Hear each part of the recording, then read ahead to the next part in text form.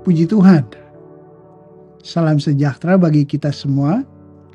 Kembali Yesus Kuatku hadir untuk memberkati kita. Kita akan membaca dan merenungkan firman Tuhan.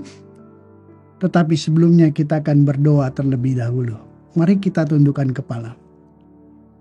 Bapa di dalam sorga, yang kami kenal di dalam nama Yesus, kami datang ke hadirat Tuhan berterima kasih untuk kebaikan Tuhan. Sebentar kami akan merenungkan sebagian daripada firman Tuhan.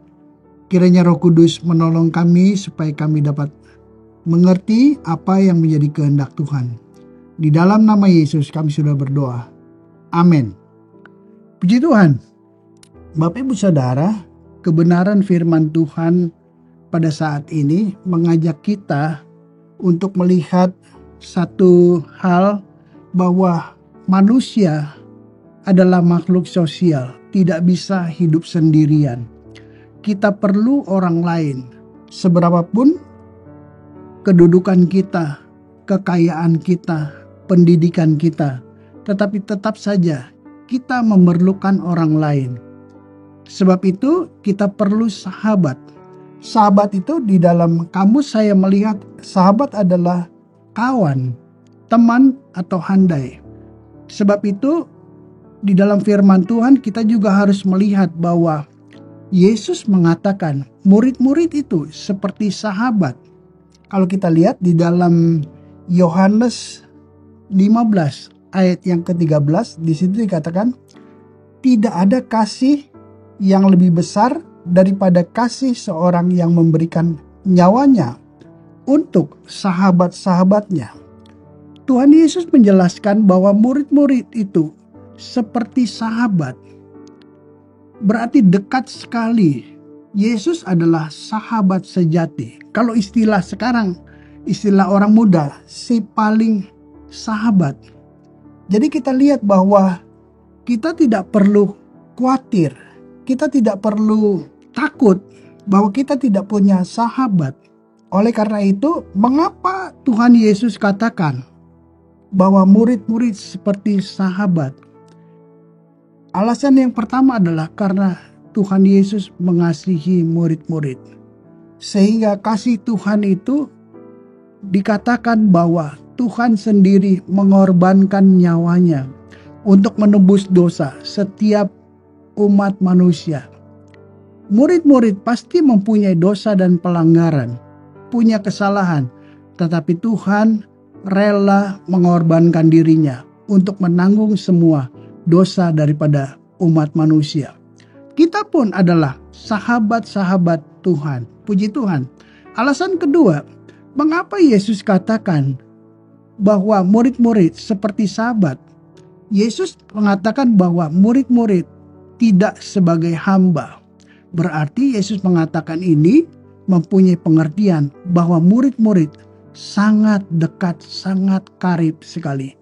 Yesus adalah pribadi yang mengerti perasaan kebutuhan daripada murid-murid. Sebab itu betapa besar kasih daripada Tuhan.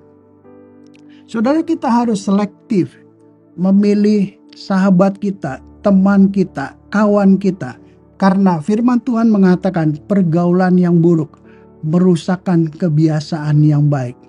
Sebagai contoh di dalam firman Tuhan, Ayub di dalam penderitaannya, dalam kesusahannya, ada teman-temannya, sahabat-sahabatnya ingin menghibur Ayub, tetapi justru mereka mempersalahkan Ayub. Tetapi kalau kita lihat, Ayub bersikap dengan benar.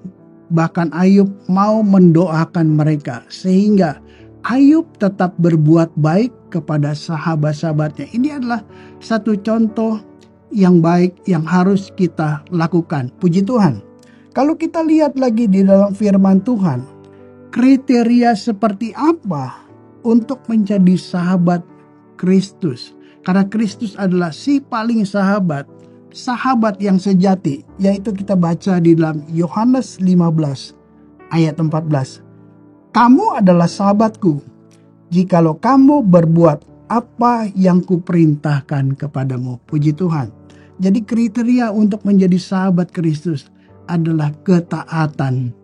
Kita mau menjadi pelaku firman Tuhan, bukan hanya sebagai pendengar saja. Puji Tuhan, kita tidak perlu khawatir. Kita kehilangan teman, kita kehilangan sahabat, sekalipun bisa jadi teman kita meninggalkan kita, melupakan kita, tidak menghargai kita. Bahkan ada sahabat yang sepertinya begitu baik di depan kita, penusuk dari belakang. Hal itu tidak bisa kita terima. Tetapi kita mau mengerti bahwa ada Tuhan yang selalu peduli kepada kita.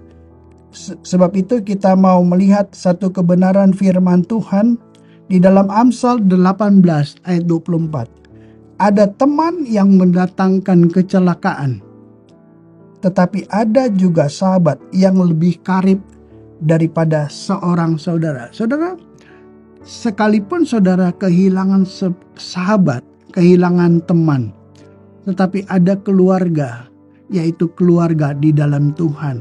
Ada Kristus, ada penolong kita yang sejati. Kita tidak akan pernah ditinggalkan karena Tuhan adalah setia. Tuhan selalu hadir dan Tuhan selalu menolong. Mungkin kita pernah dikecewakan oleh sahabat, rekan-rekan kita, teman-teman kita, atau keluarga kita mengecewakan kita. Mereka berbuat yang tidak baik.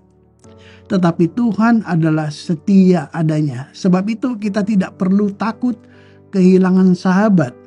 Karena kita punya Tuhan. Di dalam 1 Korintus 15 ayat 33. Kita harus menghindari pergaulan yang buruk. Pergaulan yang sesat. Karena apa? Karena itu membawa kita jauh daripada Tuhan. Oleh karena itu, kita harus tetap setia kepada Tuhan. Kita pertahankan iman kita. Karena kita punya sahabat, yaitu Yesus. Dia rela menanggung segala dosa dan penderitaan kita. Di dalam 2 Tesalonika 3 ayat 3. Tetapi Tuhan adalah setia. Ia akan menguatkan hatimu dan memelihara kamu terhadap yang jahat. Puji Tuhan. Jangan kita takut kehilangan sahabat.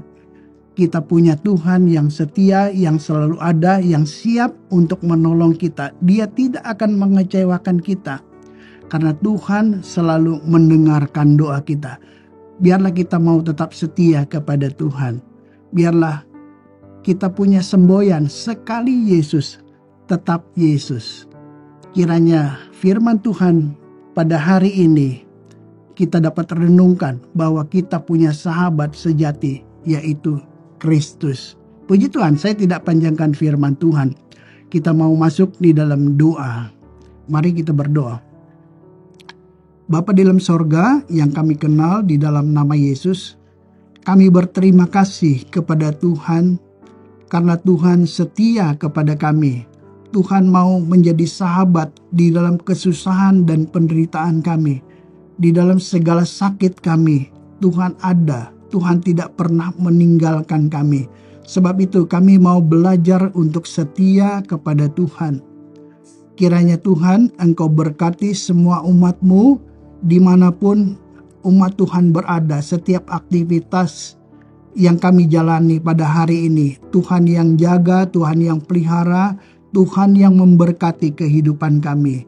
Sehingga nama Tuhan dipermuliakan di dalam kami. Mampukan kami untuk melakukan firman Tuhan. Di dalam nama Yesus kami sudah berdoa. Amin. Bersama Yesus, aku kuat.